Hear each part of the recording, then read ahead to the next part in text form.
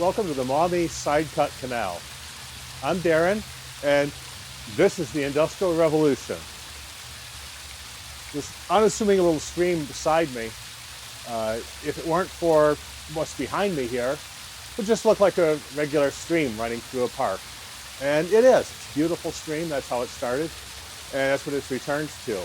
However, the early 1800s, for a period of a few years, this was actually a major commerce road.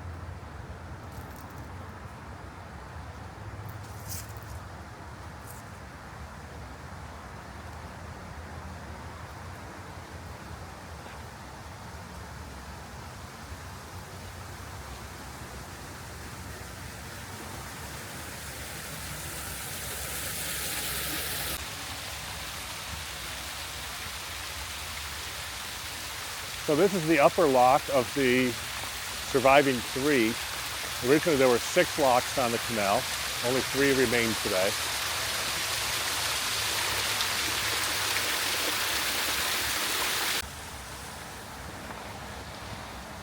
Let's head down to the next lock.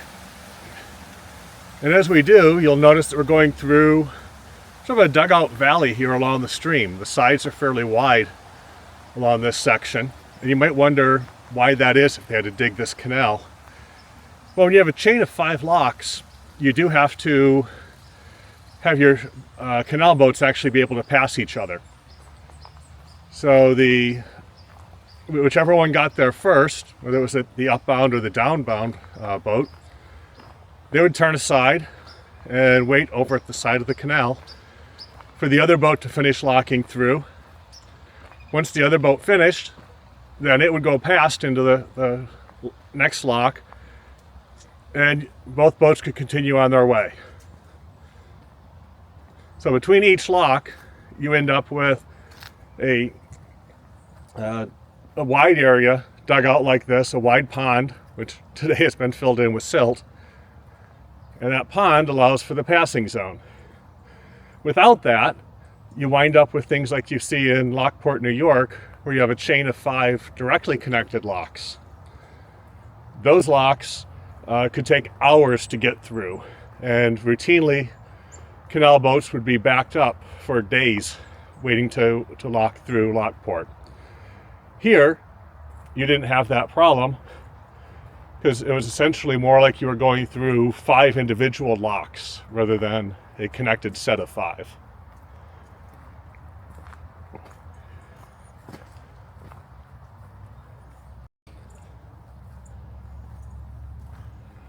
The bridges, as you see along through the park here, those obviously weren't original. Those would have been underwater. Those were added by the Works Project Administration. And they make it possible for park visitors to cross over the canal and get a better view of the locks.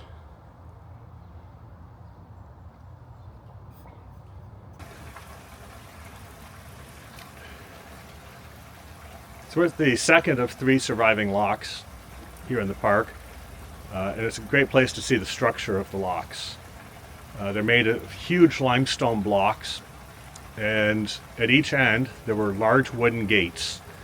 The wooden gates had at the bottom of them something called a wicket gate, which you could then open and close to allow water in or out of the lock. It's not possible to open those gates unless the water level on both sides is equal.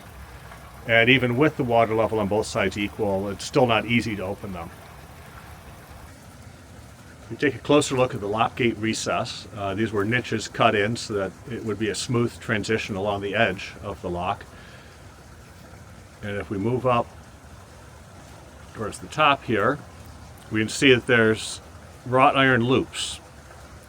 Those loops were essentially the hinges for these massive lock gates. Take a look at the one closer here on our side.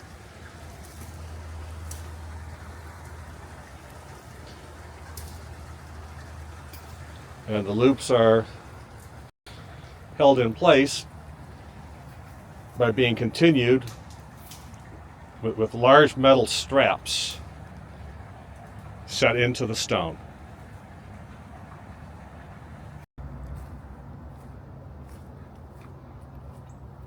Let's head down to the next lock.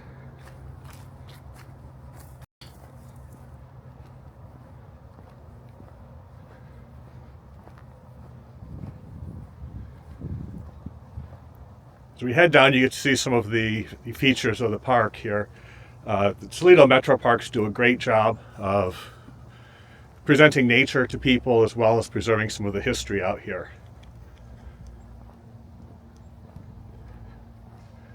Along the Maumee River, there are 4 metro parks, I believe, all focused on canal history as well as nature. Lots of trails.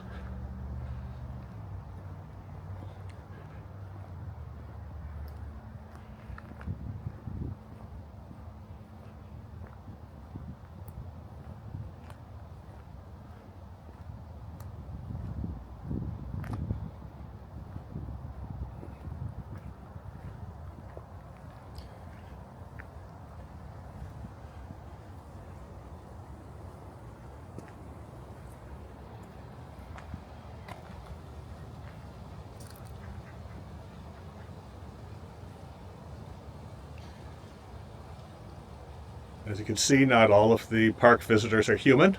There's plenty of wildlife in the Toledo parks as well.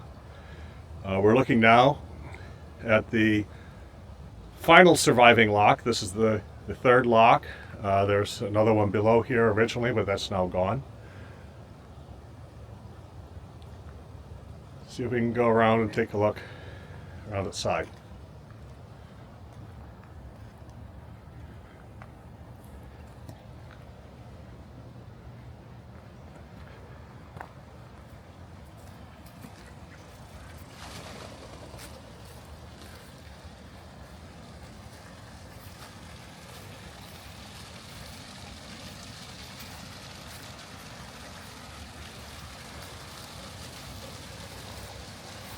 A few features to note in addition to the notches. You'll see that the entries and exits are all curved, and that was done because canal boats tended to just barely fit the locks. So when a canal boat came in, they would often bump up against those edges. So if you put sharp corners on it, you'd bust the corners off the lock. You'd also damage the boats. This allowed them to not have that problem. Also, looking at the bottom, of course, this would have been, originally the water would have been up to almost the top of this wall before the doors were, for the lock gates were taken out. You have a sill at the bottom. That's pretty much going to be the deepest that the canal boats can get. There's a sill both the top and the bottom of the locks. Prevents silt from getting in. Silt will back up behind it and hopefully stay out of the lock. Hopefully they will stop the silt from blocking the canal gates, because if you can't open and close the gates, or if you can't close them securely, you have to send somebody down to clean out the muck. Also, it stops your boats from damaging the bottom of the lock.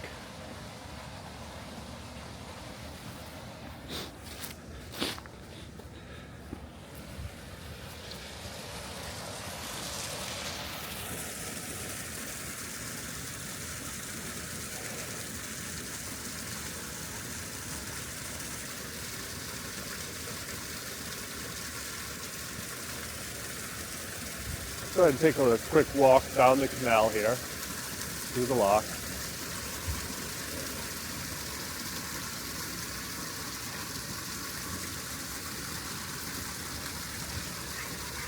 Imagine this would have been filled almost to the top with water.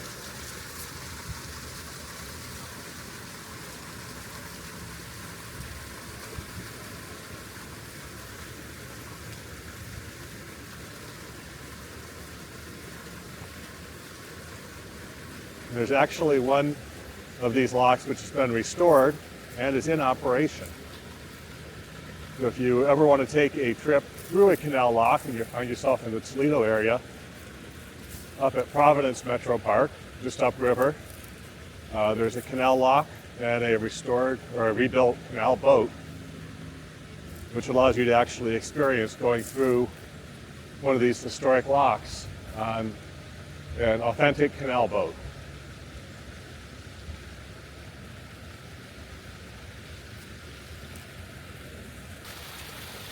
If you're wondering why the canal's here, why would you build a massive set of 5 locks like this to go a quarter mile?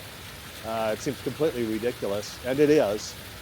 But what you haven't seen yet, right over here behind you, is the Maumee River. The Maumee River was the northernmost section of the Wabash and Erie Canal, which was completed in 1843. That connected from Indiana across into Ohio and up to Lake Erie.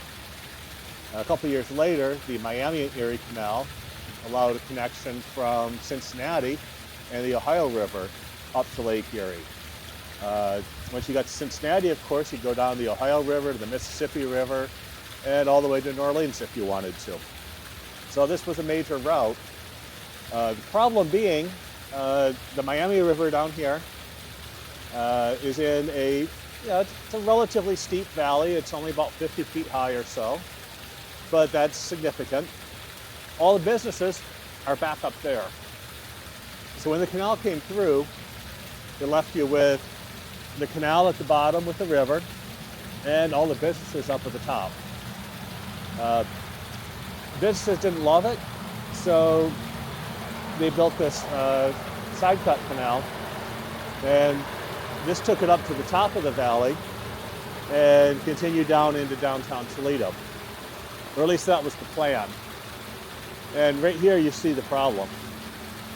This is the water supply for the canal. This is all they had at the time.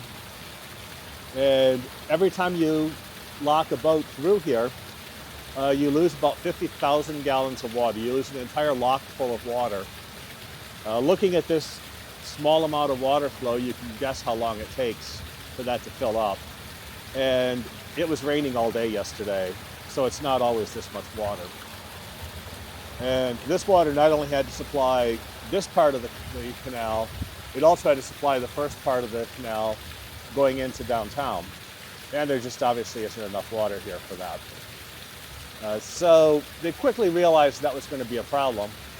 And instead of putting in a canal pump, which they could have done, which other places did do, they actually continued the canal along the top of the valley and went upriver further so they could connect directly into the Maumee River. That opened in 1850, and at that point, this canal was shut down.